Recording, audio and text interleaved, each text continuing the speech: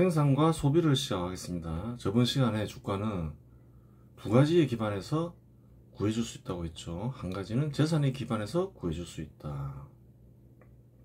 그런데 이러한 경우는 일반적이지는 않다. 왜 그런가? 사업체를 구성하는 데는 다양한 자본이 투입된다. 단순히 뭐 토지 건물뿐만이 아니라 뭐 기술 자본도 투입이 되고 뭐 유통망 자본도 투입될 수 있죠. 유통망도 자본을 볼 수 있죠. 필요한 것을 얻기 위한 작업수단인데 유통망도 필요한 것을 얻기 위한 작업수단이잖아요. 상표가 포함될 수도 있고, 이처럼 다양한 자본이 투입되기 때문에 재산의 구성 요소들을 더해서 주가가 구해지는 경우는 거의 없다. 사람들이 인식할 수가 없는 거죠, 가격을. 그래서 재산에 기반하여 주가가 구해주는 경우는 아주 예외적인 경우이다. 그러면 주로 이제 어떻게 결정되느냐? 순소득에 기반해서 구해진다. 그 원리는 저번 시간에 설명했죠. 그래요. 이자율분의 기업으로부터 얻는 이익인데, 이때 할인이 되는 이자율을 통상적으로 뭐라고 부르나요? 할인율이라고 보통 부른다.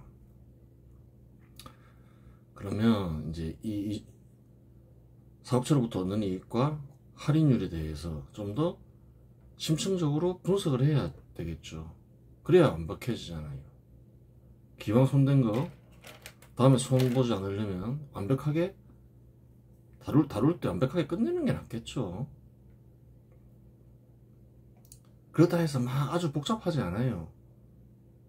그냥 분석하는데 뭐 복잡한 게 뭐 있겠어요. 복잡하면 뭔가 잘못된 거죠. 이거를 쓰니는 기본적으로 모르면 어려워도 복잡해도 알면 간단하게 구성되어 있다. 그렇게 생각하는 이겠죠. 특별한 거 없다. 그래요. 이자율은 주어지는 거죠. 사업체로부터 얻는 이익도 주어지는 거죠. 사업체 개별적으로 주어지는 것이고, 이자율은 외부에서 주어지는 거잖아요. 그러면 이제 무엇을 구해야 될까요? 할인율을 구해야 되겠죠. 그러면 위험 비율은 어떻게 변할까? 그래요. 위험 비율이 0%라는 말은 은행 예금이나 국채와 같이 안전자본이나 그에 비견하는 자본이라는 말이다. 그렇죠. 은행 예금이나 국채의 위험 비율이 0%라는 말은 달리 얘기하면 은행이나 국채를 발행하는 정부의 위험이 없다는 말이다. 그렇게 인식이 된다는 거죠. 실제로 위험이 있다 하더라도. 전혀 없지는 않겠죠. 정부도 부도나고 그러잖아요. 은행도 가끔가다 파산하고 그러잖아요. 즉 위험 비율은 안전자본과의 비교 속에서 생산된다. 위험 비율은 도대체 존재하긴 존재하는데 무엇의 위험인가요? 정부나 은행의 위험인 거죠. 그렇게 되는 거죠. 일반 사업체가 위험이 높은 건 뭔가요? 정부나 은행보다 파산할 위험이 더 크다는 거죠. 그 자본의 위험을 가리키는 거예요. 따라서 안전자본보다 이 2배 위험하면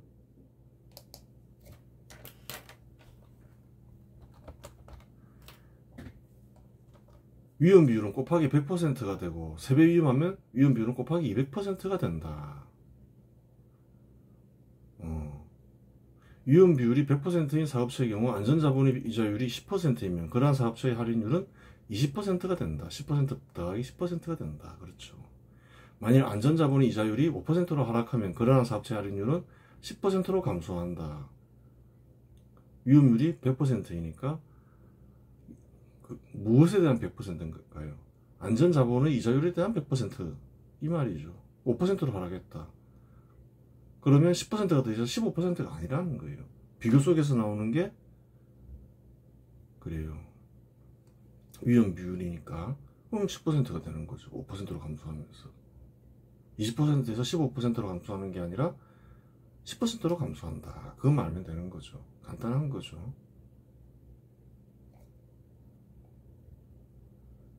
자본 간의 비교가 생기기 때문에 그러하다. 어려운 게 아니고. 그럼 사업체의 가격을 결정하는 핵심이 되는 세 요인은 사업체로부터 얻는 이익과 할인율을 구성하는 안전자본의 이자율과 사업체의 위험 비율이다. 그래요. 위험 비율은 어떻게 결정돼야 되나? 그것도 알아야 되는 거죠. 그것만 알면 이제 다 아는 거잖아요. 사업체로부터 얻는 이익은 산업별로 변동의 차이는 있지만 정해져 있는 것은 아니다. 사업체의 이익은 어떻게 되나요? 정해져 있나요? 정해져 있지 않나요? 매년 다르잖아요. 실제로. 그런 이유로 매년 예측치도 사람마다 다르잖아요. 정해져 있지 않으니 사람마다 예측하는 바가 달라진다. 그 말이죠. 따라서 어떤 이는 사업체의 가격, 즉 주가가 높다고 생각할 수 있고 어떤 이는 주가가 낮다고 생각할 수 있다. 그렇죠.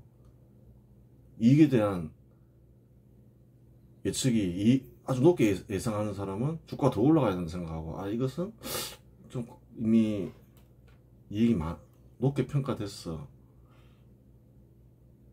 그러면 그 사람은 낮게 평가하겠죠. 그러니까 사고팔고가 이루어지는 거죠. 다 똑같이 예측하면 어떻게 사고팔고가 늘 일어나요.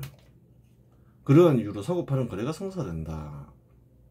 그러면 사업체로부터 얻는 이익에 영향을 미치는 요인을 생각해보자. 그럼 사업체 이익에는 무엇이 영향을 미치는가? 다양한 요인들이 있겠죠. 그래도 한번 기본적인 걸 한번 살펴보자는 거예요.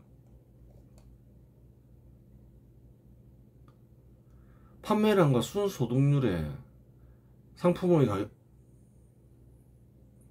가격에 변동이 없다고 가정하자. 판매량과 순소득률, 상품 가격에 변동이 없다는 거예요. 판매량과 상품의 가격이 변동이 없으니까 판매금액, 통상 매출액으로 부르죠. 변동이 없다는 거예요. 매출액과 판매량은 또 다르죠. 구별할 수 있어야 돼요. 이 상황에서 판매량이 증가하면 순소득의 크기가 커진다. 판매량이 증가했어요. 순소득률이 일정하니까 순소득이 커지잖아요. 판매 금액 곱하기 순소득률이 되죠. 판매량 안에 이제 뭐가 있나요? 총 비용이 있죠. 총 비용 곱하기 순소득률이죠. 총 비용이 커지면 판매 금액이 커져서 순소득률은 일정하니까 순소득이 커지잖아요. 굳이 뭐 글로 쓸 필요 없어도 다 알겠죠. 이 정도는. 따라서 할인율에 변동이 없으면 분자인 사업체로부터 얻는 이익이 커지니 주가는 상승한다. 판매량의 증가는 이익을 커지게 하는 요인이 될 수 있다. 몇 가지 조건이 있다.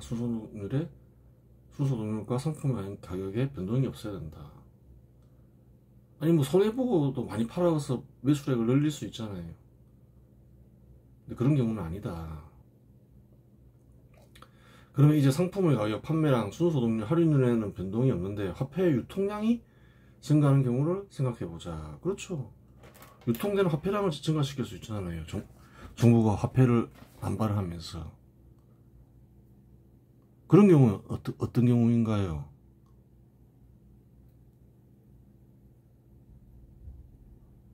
상품 가격이 상승하잖아요. 생활에는 변동이 없는데 물가가 상승한다고 하잖아요.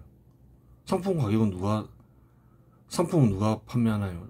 사업체가 판매하잖아요. 그 판매량이 일정하고 수소득률도 일정한데 전체적으로 물가가 상승해서 판매 금액이 커지면 어떻게 되나요? 분자가 커지잖아요. 그래도 주가는 상승한다는 거예요. 시기에 따르면 그렇잖아요. 이 상황에서 물가가 상승하면 상품 가격이 상승하며 사업체의 소득, 즉 판매 금액이 커진다. 그로 인해 사업체로부터 얻는 이익 역시 자동적으로 커진다.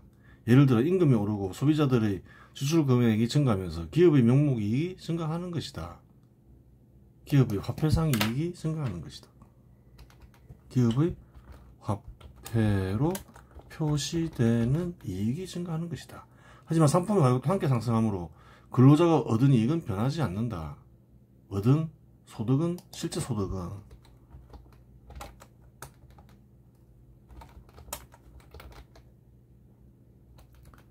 사업체나 사업체 소유자 역시 마찬가지이다. 작업수단의 가격 역시 상승했으니 사업체의 소유자의 소비량 역시 변한 것이 없고 다 상승했으니 그렇죠. 사업체나 사업체 소유자 역시 실적 낮아진 것은 없다. 그 작업수단 가격도 다 상승했다는 거예요. 실제 판매량도 그대로고 사업체 소유자나 근로자의 소비량이나 사업체 소유자의 소비량도 뭐 변한 게 없다는 거예요. 그냥 화폐로 표시되는 상품 가격만 상승한 경우죠. 그때도 주가는 어떻게 되나요? 아니 화폐로 표시되는 이익이 커졌으니까 올라간다는 거예요. 단지 화폐 단위로 표시된 숫자만 커졌을 따릅니다. 어쨌건 그 누구도 이익을 얻지 못했지만 사업체로부터 얻는 이익의 숫자가 커지므로 주가는 상승한다. 분모는 그대로인데 분자인 사업체로부터 얻는 이익이 보다 큰 숫자로 표시되었기 때문이다. 그런 경우 그렇죠. 분자가 커졌으니까. 이처럼 주가는 사업체의 실적 개선과 무관하게 상승할 수 있다. 실적 개선해야지 무조건 올라간다. 그게 아니라는 거예요. 분자만 커지면 올라갈 수 있다. 다른 거에 변동이 없을 경우. 물론 이 경우에는 실적이 악화되었다고 하더라도 주가가 상승할 수 있다. 예를 들어 다른 조건에 변동이 없는 경우 판매량이 감소하더라도 분자가 커진 것으로 나타날 수 있기 때문이다. 예를 들어 보자. 예를 봐야 되겠죠. 예를 들어 칸커피 전문점이 있다. 이 매장은 2022년에는 아메리카노를 한 잔에 4,000원에 판매하며 월 평균 10,000잔을 팔았다. 하지만 2023년에는 원두 가격과 임금비 상승으로 인해 아메리카노 가격을 5,000원으로 인상했다. 하지만 인상 이후 고객수가 줄어 월 평균 판매량은 9,000잔으로 감소했다. 전자의 경우 매출액의 경우 판매량이 더 많음에도 불구하고 매출액은 4천만 원인데 반이 후자의 경우 매출액의 경우 판매량이 적음에도 불구하고 매출액은 4,500만 원으로 더 크다. 순소득률의 변동이 없으니 순소득, 즉 사업체로부터 얻는 이익이 보다 크게 나타난다. 실제로는 판매량이 감소했는데 상품 가격이 다 상승하면서 매출액도 크게 나타났다. 판매량도 감소했음에도 불구하고 순소득률의 변동이 없으니 순소득, 즉 사업체로부터 얻는 이익이 보다 크게 나타난다. 물론 물가 상승의 효과나 실질적인 순소득은 감소한 셈이다. 그래요. 이전에 비해. 그럼에도 불구하고 이러한 사업체의 주가는 상승한다.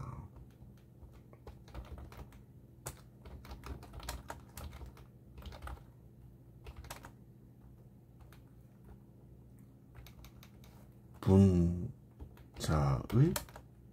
증가로 상승한다. 식에 따른 그런 거죠. 그래요. 그래서 주가 지수가 막 올라갔다.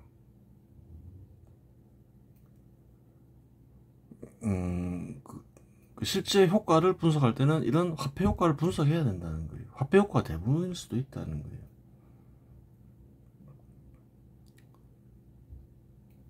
예를 들어서 전두환 대통령 때 주가가 한 100포인트에서 한 1000포인트 10배가 올랐을 거예요. 그때 하고 뭐 그런 경우에도 실적 효과와 화폐 효과가 있겠죠. 두 개를 분리해서 생각할 줄 알아야 되는 거예요. 또 한 가지 더 효과가 있다면 이자율 효과가 있겠죠. 그 시기에 따르면 이 세 가지가 이제 상호작용한다는 거예요. 성장률은 생산성은 낮아지고 성장률이 낮아지는데도 불구하고 이상하다. 주가가 올라간다. 올라갈 수 있다는 거예요. 분자가 커지면 올라가는 거니까. 또 그 효과하고 그렇게 크게 성장한 것 같지도 않은데 주가가 계속 올라간다. 올라갈 수 있죠. 분자만 커지면 올라가는 거니까. 실제로 이 화폐 효과와 그래요. 실제 효과를 따져보면 화폐 효과가 굉장히 클 수 있어요.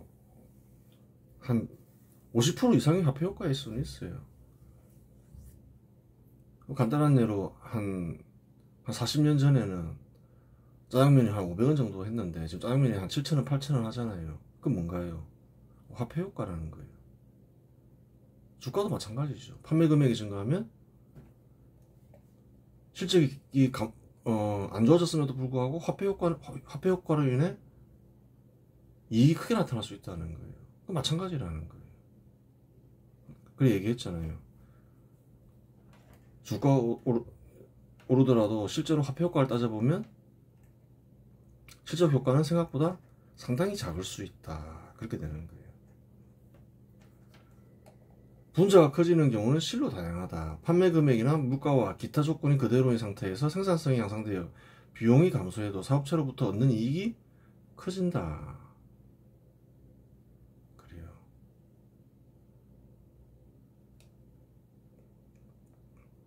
비용이 감소해도 사업체로부터 얻는 이익이 커지죠. 다 판매 금액 그대로인데 비용이 감소하면서. 다른 조건은 그대로인데 판매량이 증가하면 사업체로부터 얻는 이익이 커질 수 있다. 그렇죠. 판매량이 커지면 뭐 여러 가지 경우가 있죠. 분자가 커지는 경우는 물가나 투입되는 비용은 그대로인데 생산하는 상품에 수요자들이 몰리며 가격이 상승하면 상품 가격이 상승하면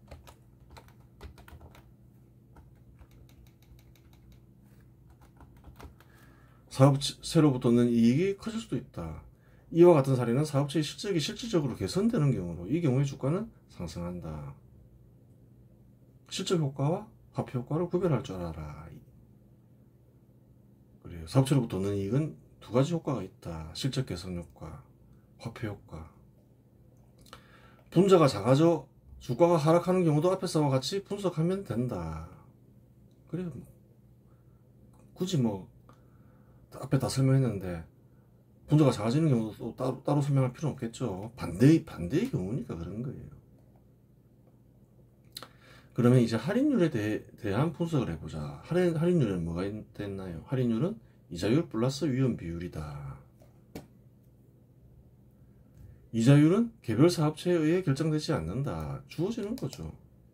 사업체로부터 얻는 이익, 즉 분자와 위험 비율은 그대로인데 이자율이 상승하면 할인율 역시 상승하면 주가는 하락한다. 할인율이 커지니까, 분모가 커지니까 주가는 작아질 거 아니에요. 쉽게 생각해서. 당연한 말이죠. 반대로 이러한 경우 이자율이 하락하면 할인율이 하락하니 주가는 상승한다. 분모가 작아지니까 주가는 상승하죠. 커지니까. 즉 주가는 사업자의 실적과 무관하게 이자율에 따라 변동할 수 있다.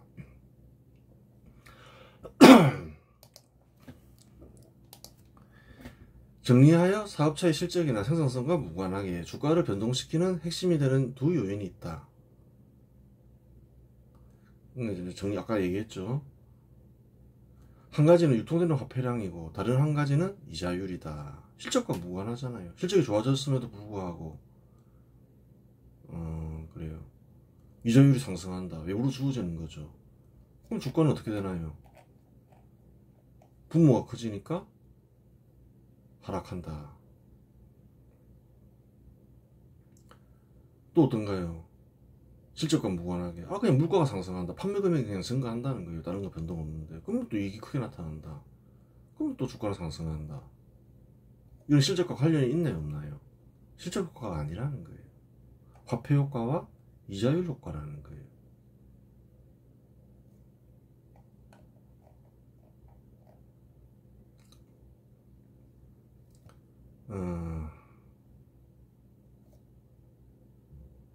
그래요. 그렇게 되는 거고,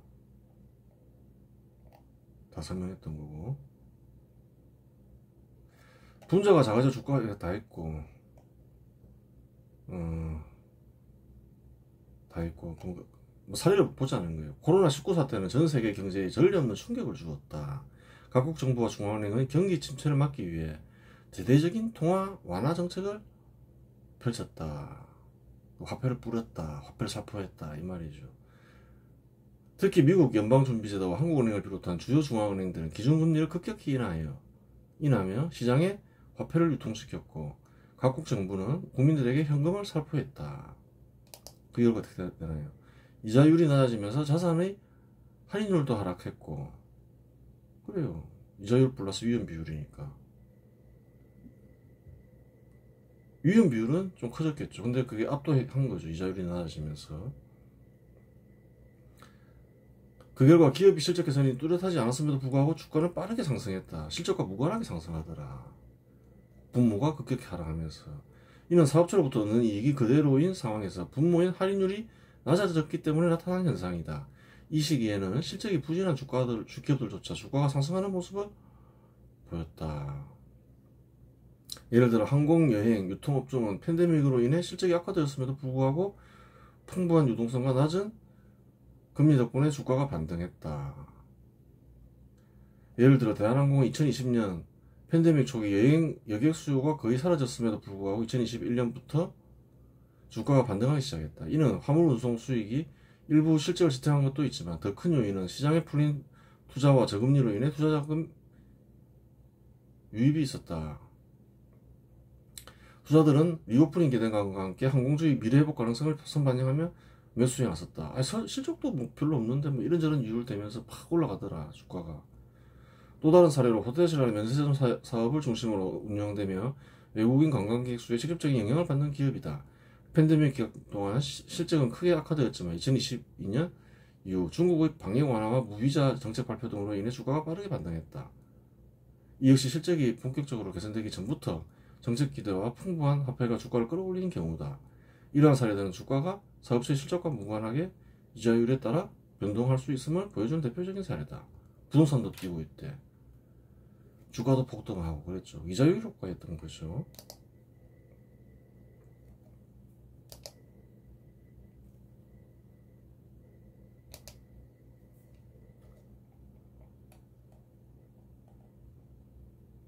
어. 1년. 월봉. 그 전에니까 보기가 어렵죠. 10년. 그래요.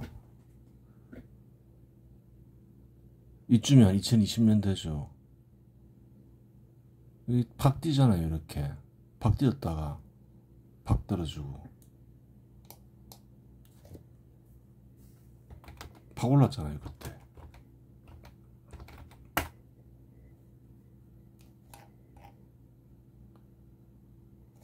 월봉 10년. 팬데믹 코로나 터졌을 때 팍 떨어졌잖아요. 제로 금리로 하니까 팍 올랐잖아요. 이자율을 또 급격히 상승하니까 또 팍 떨어졌잖아요. 요즘에 또 올라가잖아요. 이자율이 조금씩 이제 이자율을 급격히 올렸다가 좀 요즘 완화되고 또 유통되는 화폐량의 영향이 좀 돈을 많이 살포했으니까 올랐잖아요. 그런 거고, 응? 그래요. 더 확인할 수 있다는 거예요. 여기서 이자율에 따른 매매 기법을 도출할 수 있다. 주가가 높은 상태에서 이자율까지 높다. 그런데 이자율의 증가로 인해 평균 순소득률이 일반적 기대 순소득률 아래로 떨어질 위험이 있는 경우에는 집중 발고 주가는 폭락한다. 일반적 기대 순소득률과 평균 순소득률을 얘기했죠. 일반적 기대 순소득률은 뭔가요? 자본이 유지되게 하는 순소득률이다. 평균 순소득률이다. 그 아래로 떨어져 버리면 자본이 유지가 안 되죠. 이자율까지 높죠. 그럼 폭락하는 거예요. 따라서 이때는 주식을 매도하는 전략을 취해야 한다. 주가가 낮은 상태에서 이자율이 더 하락하고 이자율이 더 떨어질 지점이 없는 경우도 있다. 그때는 통상 전체 주가가 바닥인 상태이니 매수 전략을 취하는 것이 맞다. 이를 그래프로 표시하면 다음과 같다. 이자율이 하락해 있는데 주가가 빠져 있다. 주식 가격이 낮다. 이자율이 거의 뭐 저점 수준에 이르렀다. 이자율이 올라간다 하더라. 올린다 하더라. 뭐 중앙은행에서. 그때 매수 구간이라는 거예요. 분모가 낮아져 있는 상태라는 거죠. 매수 구간이다. 주가가 올라 있다. 금리가 거의 고점에 이르렀다. 금리 그래요. 근데 사업체의 소득도 정체된다. 분모가 커져 있는 상태잖아요. 그럼 폭락하겠죠. 안 좋아지면. 매도 구간이다. 매수 구간, 매도 구간은 이자율과 주가를 보면서 전체적인 것을 결정할 수 있다. 이자율을 급격히 하락시키거나 이자율을 급격히 상승시키면 어떤가요? 장사가 없다는 거예요.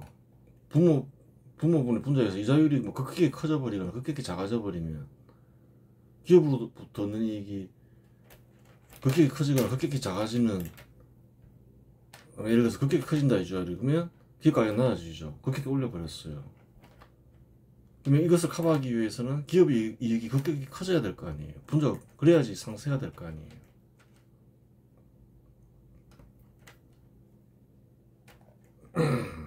그런 거죠. 전체적인 전략을 짤 수 있는 거죠. 이자율 가지고. 그걸 얘기하는 거예요.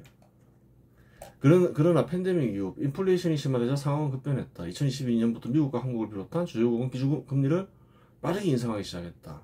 이자율이 상승하면서 할인율도 함께 상승하였고 그 결과 사업체의 이익이 그대로이거나 소폭 개선된 상황에서도 주가는 하락세로 전환되었다. 특히 미래 수익에 대한 기대가 높았던 기술주와 연관된 사업체일수록 할인율 상승에 따른 가치 하락이 더 크게 나타났다. 이런 주식은 미래의 기대감으로 인해 투자를 받아야 하는 실정인데 이자율이 상승하면 투자받지 못해 파산할 위험이 커지기 때문이다. 그렇죠. 위험 비율이 크게 상승하면 주가 역시 급락하게 된다. 이처럼 코로나19 시기의 급격한 금리 인하와 이후의 금리 인상은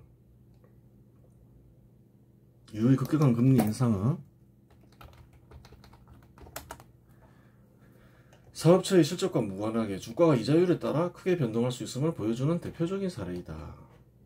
결국 주가를 움직이는 핵심 요인은 사업체의 실적뿐만 아니라 이자율과 유통되는 화폐량이라는 거시적 변수임을 다시금 확인할 수 있다. 자산 가격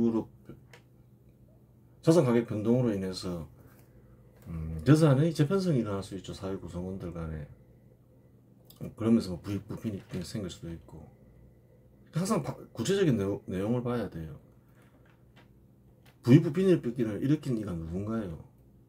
정부는 주로 투기 때문에 그렇다. 부동산이건 뭐가. 투기자가 그러면서 재산 변동을 일으켰다. 부익 부빈이 발생한다. 그러죠. 그런데 실제 그렇지 않다는 거예요.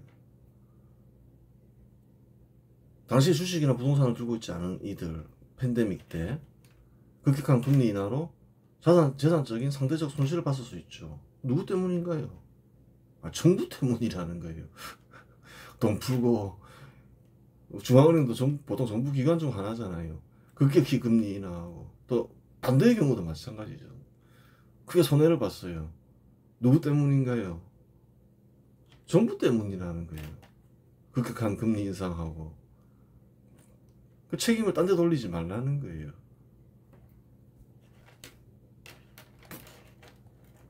다음으로 주가를 결정짓는 핵심 요인은 위험 비율이다. 이제 마지막으로 위험 비율도 봐야 되겠죠. 그러면 우선 위험 비율에 영향을 미치는 요인을 찾아야 한다. 세 가지가 있다. 첫 번째 요인은 순소득률 변동성이다. 순소득률이 변동이 큰 사업체보다 순소득률이 변동이 작은 사업체가 더 안전하다. 그 이유로 설명해놨겠죠. 따라서 위험 비율 역시 순소득률이 변동이 작은 사업체가 순소득률이 변동이 큰 사업체보다 낮다. 위험 비율이 낮아진다. 순소득률이 변동이 큰 사업체 중에서도 순소득률의 저점이 0% 이상의 사업체가 순소득률의 저점이 0% 이하의 사업체보다 위험이 덜하고 따라서 위험 비율도 낮다. 항상 그래도 이익이 나는 사업체다. 그럼 파산 위험이 적으니까 위험 비율도 낮겠죠. 변동이 크면서 이익이 날 때는 이익이 많이 나더라도 이익이 적을 때는 적자나고 이래버리면 위험하잖아요. 파산 위험이 커지잖아요. 그 위험 비율에 영향을 미치는 거죠. 순소득률이 저점이 0% 이하로 내려가는 사업자는 파산 위험이 있지만 순소득률이 저점이 0% 이상의 사업자는 파산 위험이 거의 없기 때문이다. 이와 같은 사실은 현실에서도 확인된다. 진짜냐? 딱 보면 아 그렇겠구나 생각하지만 확인해볼 필요도 있겠죠. 스타벅스, 저가항공사 순소득률 저점 6% 이상이더라. 저가항공사는 마이너스 5% 적자까지 나더라. 연간 순소득 이렇게 하고 AI가 분석해놨겠죠. 할인율 7.5%더라. 저가항공사는 15%더라. 변동성이 큰 곳이 위험비율도 크더라. 그래요. 이렇게 된다. 두 번째 위험비율에 영향을 미치는 요인은 사업체의 판매량 변동성이다. 경제사정에 따라 상품 가격의 변동으로 인해 판매 금액은 변동할 수 있다. 그 결과 판매량이 일정하더라도 순소득의 크기는 변동할 수 있다. 즉 경제사정이 안 좋을 때는 판매량이 일정하더라도 순소득의 크기가 감소하지만 경제사정이 나아지면 상품 가격이 상승하며 순소득의 크기는 다시 회복된다. 그리고 적자가 나더라도 판매량이 뭐 변동이 없다. 경제사정으로 인해서 적자가 발생했다. 경제사정이 좋아지면 회복이 되겠죠. 반대로 판매량의 변동이 크면 경제사정이 안 좋을 때 판매량이 급감하며 비용을 충당하지 못해 파산 위험에 직면할 수 있다. 그렇죠. 작업도구 투입 비용이나 인건비가 잘 변동하지 않고 사업체는 상품을 팔아서 비용을 충당하는데 그렇죠. 상품이 팔리지 않으면 비용을 충당할 수 없기 때문이다. 팔아서 비용을 충당해야 되는데 임금도 지급하고 뭐 작업수단 투입 비용도 돼야 되고 또 경우에 따라서 차입금이 있으면 이자도 내야 되는데 판매가 안 돼요. 비용을 충당할 수 없잖아요. 따라서 판매량의 변동이 작은 사업체는 판매량의 변동이 큰 사업체보다 위험 비율이 낮다. 판매량의 변동이 작으면 이제 위험 비율이 낮아지는 거죠. 판매량이 급변하는 사업체는 경제사정이 안 좋아지면 순식간에 망할 수가 있는 거죠. 파산할 수가 있는 거예요. 그러면 이러한 관계를 현실에서 확인해보자. 진짜냐? 스타벅스, 롯데월드, 에버랜드 다 좋은 기업이죠. 근데 판매량 구조는 고정 고객이 있더라. 스타벅스는. 롯데월드는 휴일 계절 중심 수요. 판매량의 변동이 심하더라. 연간을 보더라도 에버랜드도 마찬가지겠죠. 그래요. 핵심 이자율을 그대로 보면 위험 비율이 대충 계산해 보니까 AI가 계산했겠죠. 스타벅스는 50%, 롯데월드는 100%, 에버랜드는 200%더라. 할인율은 이렇게 되더라. 실제 주당 가격을 넣었으면 좋았을 건데 그냥 자기가 알아서 이렇게 해서 뭐 이렇게 가정을 해서 이렇게 구한 걸로 보이죠. 위험 비율에 영향을 미치는 세 번째 요인은 차입금의 비중이다. 빌린 화폐가 있으면 일정 시점에 이자를 지불하고 원금을 상환해야 한다. 하지만 경제사정이나 사업자 사정이 안 좋으면 판매량이 급감하여 이자를 지불하지 못하게 되거나 원금을 상환할 수 없게 되면 이는 사업자의 파산으로 이어질 수도 있다. 따라서 차입금의 비중이 낮은 사업자는 차입금의 비중이 높은 사업자보다 위험 비율이 낮다. 그렇죠. 차입금 비중이 높아요. 일정 시점에 이자나 원금을 상환해야 되잖아요. 이자를 지불하고 원금을 상환해야 되는데 그거 다 어떻게 하나요? 판매해서 얻은 소득으로 다 지불하잖아요. 차입금이 많으면 지불하지 못하는 사태가 벌어지잖아요. 차입금의 비중이 높으면 위험 비율이 높아지는 거죠.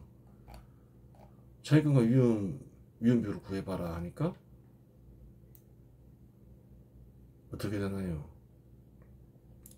확인해봐라 이러니까 예를 들어보라 하니까 스타벅스 대한항공 보니까 차입금 비중 높은 곳이 위험 비율도 높더라.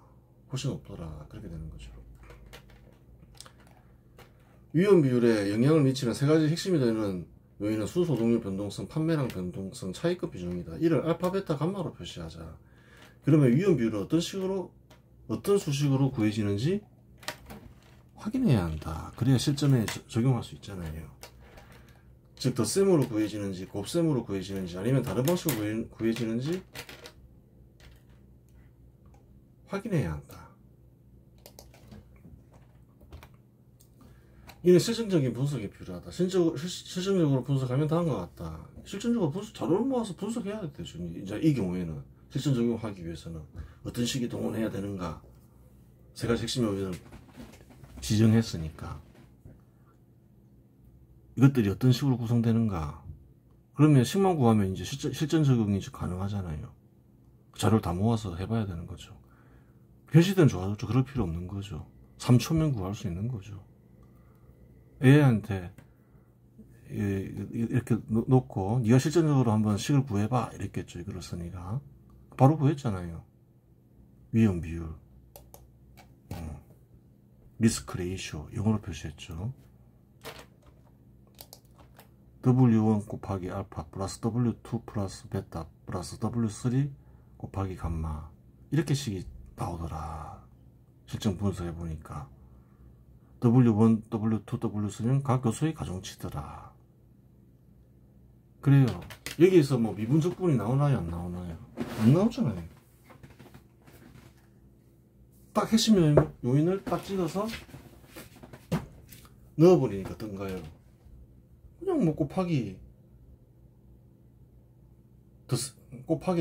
더하기만 나오잖아요.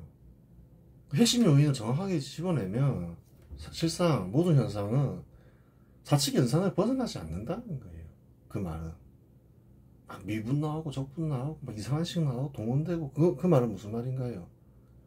핵심 요인을 정확하게 짚지 못했다는 말인 거예요. 그것을 커버하기 위해서 이제 수학적으로 풀려고 하는 거죠. 뭐 핵심 요인이 발견 안 된 상태에서 적용하려면 뭐 그렇게라도 해야 되겠죠. 그런데 핵심 요인을 딱 찾아서 한번 식으로 만들어 봐. 간단하잖아요. 더습하고 더하기하고 곱하기밖에 안 나오잖아요. 사칙 연산을 넘어서지 않잖아요. 근데 핵심 요인을 제대로 지정하지 못했다. 그래서 한번 수식으로 만들어 봐 이러면 식이 복잡하게 나오는 거예요.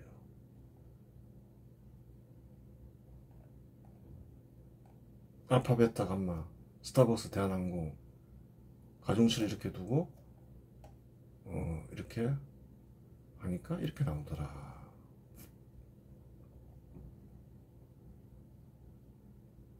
이온 비율 계산 시 스타벅스는 이온 비율이 0.23이 되고 대한항공은 0.73이 되더라. 이온 비율이 형성되는 원리까지 설명함으로써 주가가 형성되는 일반 원리는 모두 설명하였다. 끝났다. 이온 비율도 구할 수 있게 됐고, 사업체 이익은 어느 정도 외부에서 주어지는 거고, 사업체에서 주어지는 거고, 이자율은